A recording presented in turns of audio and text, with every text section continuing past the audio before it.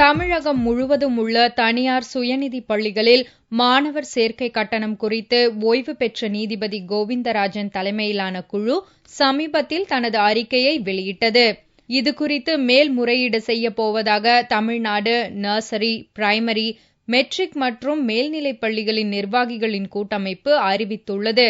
உடனடியாக நீதிபதி கோவிந்தராஜன் கமிட்டிக்கு மேல்முறையீடு செய்ய சங்கங்களின் கூட்டமைப்பு உங்களை பணிவாக கேட்டுக்கொள்கிறது. நிச்சயமாக பள்ளியை நடத்துவதற்கு உரிய கட்டணத்தை நீதிபதி கமிட்டி உங்களுக்கு உத்தரவாக வழங்கும், கண்டிப்பாக வழங்கும். பள்ளிகள் நடத்தும் வகையில் கட்டணங்களை மாற்றி அவர்களுக்கு கொடுப்பதற்கு உரிய நடவடிக்கைகளையும் அரசு எடுக்க வேண்டும்.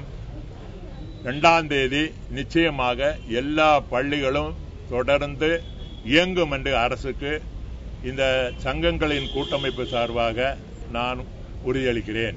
இது தொடர்பாக எவ்வித போராட்டத்திற்கும் செல்லப்போவதில்லை என்று இக்கூட்டமைப்பினர் தெரிவித்தனர்.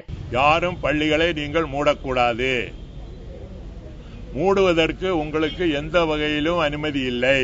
நாம் நடத்துவது தொழிற்சங்கம் அல்ல, நாம் நடத்துவது எதிர்கால சிற்பிகளை உருவாக்கக்கூடிய பள்ளிக்கூடங்களை நாம் நடத்துகிறோம்.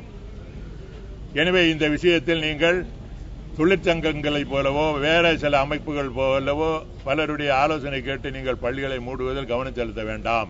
தனியார் பள்ளிகளின் கட்டணம் ஏழை மாணவர்கள் படிக்கும் வகையில் நடுநிலையாக அமைந்தால் சரி.